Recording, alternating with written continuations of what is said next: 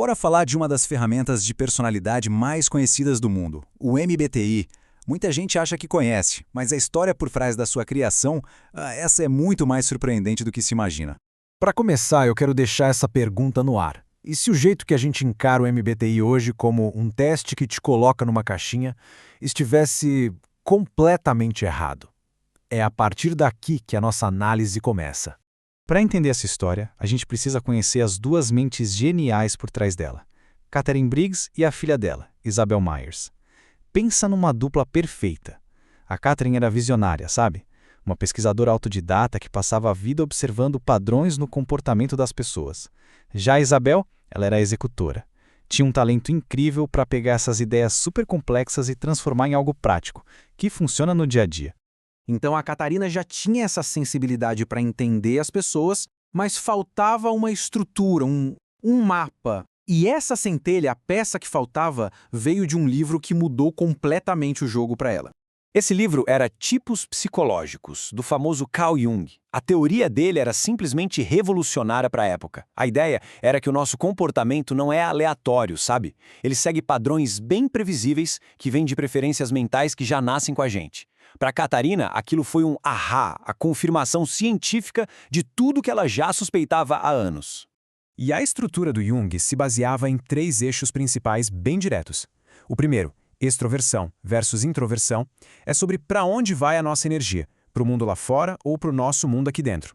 O segundo, sensação versus intuição, tem a ver com como a gente percebe as coisas, focando em fatos concretos ou em possibilidades e padrões. E por fim, o terceiro, pensamento versus sentimento, explica como a gente toma decisões, usando mais a lógica ou se baseando em valores e no impacto nas pessoas. Só que olha que interessante, essa teoria toda podia ter ficado só nos livros, na academia. O que fez ela virar uma ferramenta de verdade foi um dos momentos mais caóticos da nossa história. A Segunda Guerra Mundial não foi só um pano de fundo, não. Ela foi o verdadeiro motivo pelo qual o MBTI nasceu. Imagina a cena. O esforço de guerra precisava de uma mobilização industrial absurda, nunca vista antes.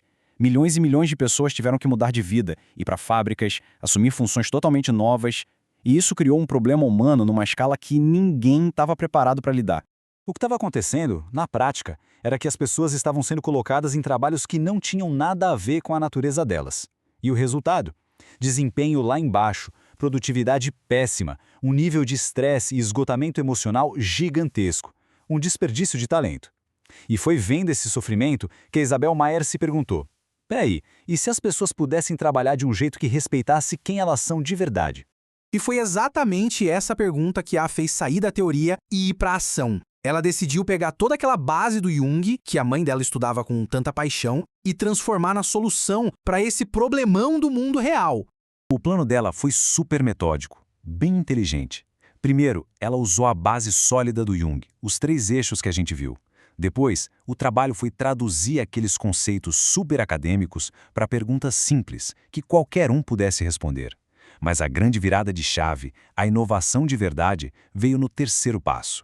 A Isabel adicionou um 4º eixo que não estava na teoria original do Jung, julgamento versus percepção. E essa, meus amigos, foi a jogada de mestre. Esse eixo descreve como a gente prefere lidar com o mundo lá fora, de um jeito mais organizado, planejado e decidido, ou de uma forma mais flexível, espontânea, aberta ao que lhe é. Essa pequena adição tornou o sistema completo e absurdamente prático.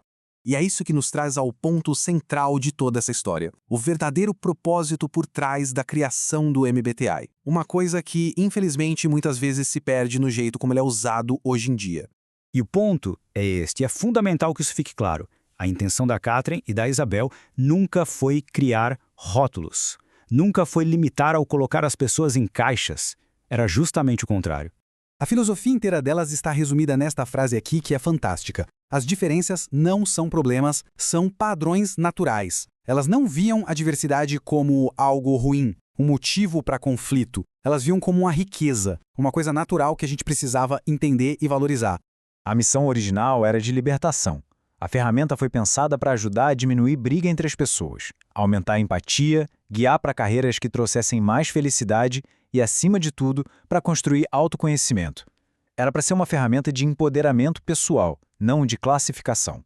E que jornada, hein? Se a gente olha a linha do tempo, Tudo começou lá atrás, em 1921, com a teoria do Jung. Aí, décadas depois, no meio da guerra, a ferramenta nasceu. Foi oficialmente publicada em 62, mas o boom mesmo veio nos anos 70, no mundo corporativo. Nos anos 90 vieram as críticas, o que foi bom, porque levou a um uso mais cuidadoso. E hoje, ele está se reposicionando, voltando à sua origem. Não um teste rígido, mas um guia para o autoconhecimento e a comunicação. Então, para a gente fechar, a grande lição dessa história é esta. O indicador de tipos de Myers-Briggs não foi criado para ser um teste que te mede e te julga. Ele nasceu para ser uma ponte entre a sua essência, quem você é de verdade, e o lugar no mundo onde você pode brilhar. E essa visão original, hoje, é mais importante do que nunca.